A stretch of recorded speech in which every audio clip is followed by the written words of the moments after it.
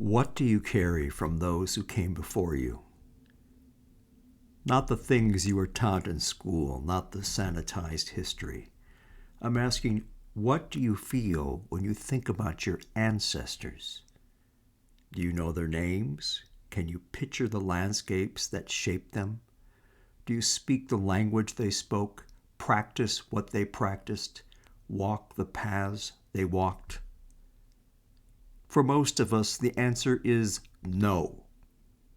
And there's a word for what that absence creates: disconnection. Whether your family crossed an ocean 400 years ago or 40 years ago, or never crossed it at all, the result is the same. Somewhere in your lineage, the thread was cut. The daily closeness to extended kin severed. The intimate knowledge of ancestral landscape lost. The practices passed not through books, but through living alongside your people, forgotten. I'm Paul Lubeck, and I practice what I call eternal kinship. It's a European ancestral path born from recognizing that disconnection as a wound, and then choosing to heal it. This isn't nostalgia, it's not romanticism, it's the recognition that modernity has severed us from something essential, and we have both the right and the responsibility to reclaim it. If you've ever felt that absence, if you've sensed something sacred in the continuity between past and present, if you wondered whether there's a way to honor your heritage without anger, this might resonate with you.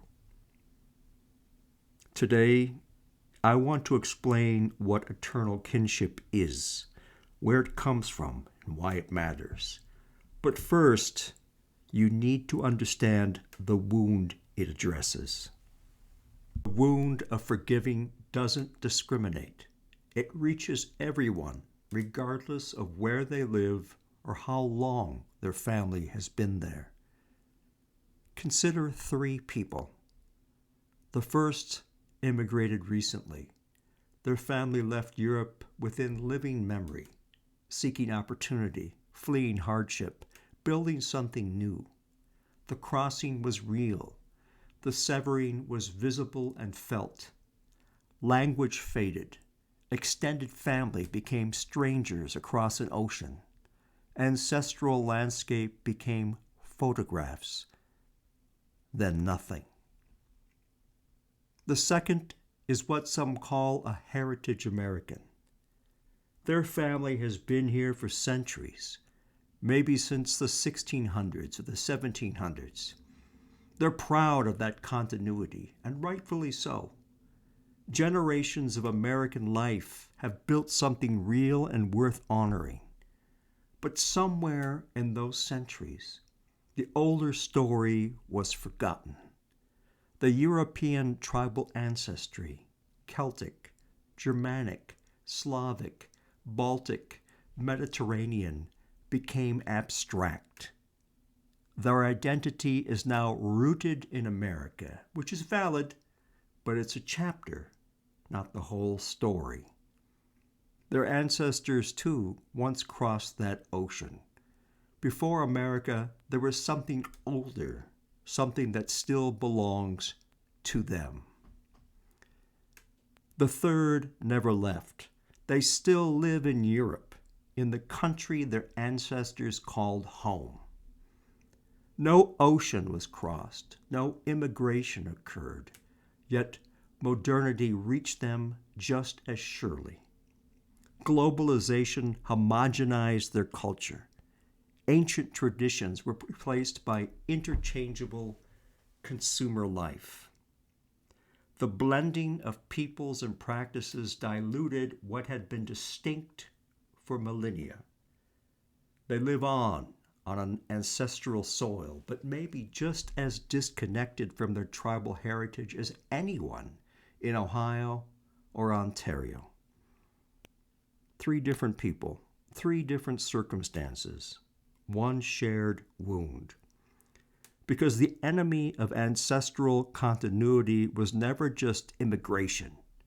It was always forgetting, and forgetting has many causes: distance, time, modernity, globalization, the relentless pressure of a world that tells us the past is irrelevant.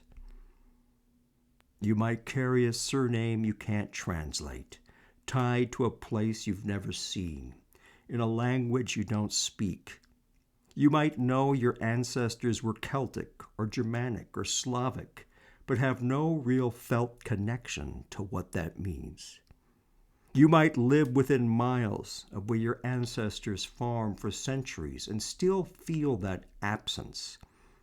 The disconnection is real, it's widespread, and it has consequences. Modern culture tells us this doesn't matter, that we're liberated from the past, that rootlessness is freedom, that being unmoored from ancestry makes us more enlightened, more universal, more free. But your heart knows differently. There's something missing, a continuity that was broken, an inheritance that was lost. Eternal kinship is about ending that forgetting, not through fantasy or invented tradition, but through deliberate reconnection with what actually was and what still can be. So what is eternal kinship exactly? At its heart, it's ethnoreligious naturalism as European ethno-remembrance, by which I mean the deliberate act of reclaiming and honoring what ancestral forgetting has taken from us. Let me unpack that. Ethno-religious means that spirituality and ancestry are woven together.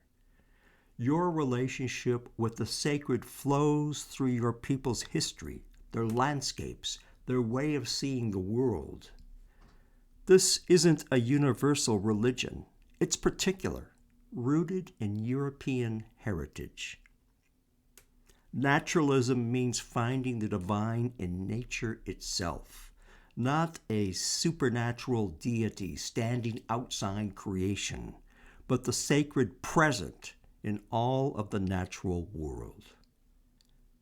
This encompasses sacred earth, forests, mountains, rivers, the living landscapes, sacred skies, sun, moon, stars, the vault of heaven above, sacred descent, the lineage connecting you to ancestors and descendants, sacred forces, wind, fire, water, the elemental powers, sacred cycles, seasons, life and death, the eternal return, sacred craft, human skill and creation in harmony with nature, sacred kinship, the bonds of family and people, sacred journey, the path each life takes through time. All of this is nature. All of this is sacred, not as metaphor, but as reality. European ethno-remembrance is the acknowledgement that this path draws from European ancestral traditions, the many distinct peoples and landscapes of Europe, Celtic, Germanic, Slavic, Baltic, and Mediterranean. Healing the wound of forgetting requires action. Here's what that looks like in practice. Ancestor veneration, honoring those who came before, not worship them as gods, but remember them, learn from them, maintain continuity with them. They're why I'm here. They're why you're here. Their struggles, their choices, their resilience created the possibility of our existence. Connection to landscape. European landscapes aren't just beautiful, they're sacred. The forests where your ancestors walked, the rivers that sustained them, the mountains that sheltered them. When you spend time in nature, you're connecting with what they knew, what shaped them. And if you can't visit ancestral homelands, you honor the landscapes where you are, recognizing that nature itself is sacred regardless of geography. Seasonal awareness, the turning of seasons marked by life for millennia, planting and harvest, light and darkness, birth and death. These cycles haven't changed. Paying attention to them reconnects you with ancestral rhythms. Rooted pluralism. This is crucial. Eternal kinship is particular to European ancestry, but that doesn't make it superior. Other peoples have their own ancestral paths, equally valid, equally worthy. When I honor my heritage, I'm not diminishing theirs. I'm recognizing that we can all be rooted without erasing each other. This isn't about purity or supremacy, it's about continuity and gratitude. When kin remember themselves, when they reclaim the stories and places and practice that made us, something shifts. We don't need to diminish anyone else's heritage to honor our own. We don't need hostility toward others to feel whole within ourselves. We just need to remember and then act from that remembering. Why does any of this matter in 2026? Because the wound I described, the severing of continuity, isn't just one family's story. It's become the default condition of modern life. We're told the past is irrelevant, that we're atomized individuals with no debts to those before or responsibility to those after. We're told nature is mere resource, that landscape is interchangeable, that meaning comes only from what we create in the moment. That's a lie, and it leaves people hollow. Eternal kinship offers an alternative. You are part of something larger. Your ancestors' sacrifices matter. The land matters. The continuation of your people's story matters. This isn't nostalgia for an imagined golden age. It's recognizing that sub-truths persist, that descent and landscape and the sacred aren't outdated concepts, but fundamental human experiences.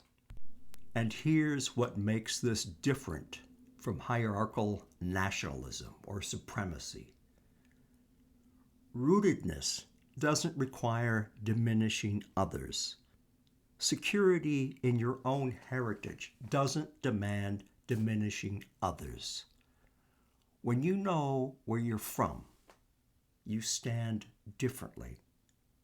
The aggression falls away because you're no longer defending an empty space. You're acting from fullness, not lack.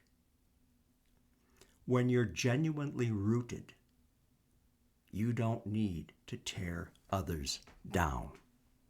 On this channel, we'll explore ethno-religious naturalism through several interconnected series. Ancestor veneration will show us how to honor those who came before. the practices, rituals, and remembrance that maintain continuity with your forebears. Ancestral memory explores European landscapes, cultural traditions, and the living heritage that connects us to the past. The ethnoreligious series examines living traditions like Judaism, Hinduism, Shinto, and the Druze, not to appropriate their practices, but to learn from peoples who have maintained the connection between spirituality and ancestry across centuries.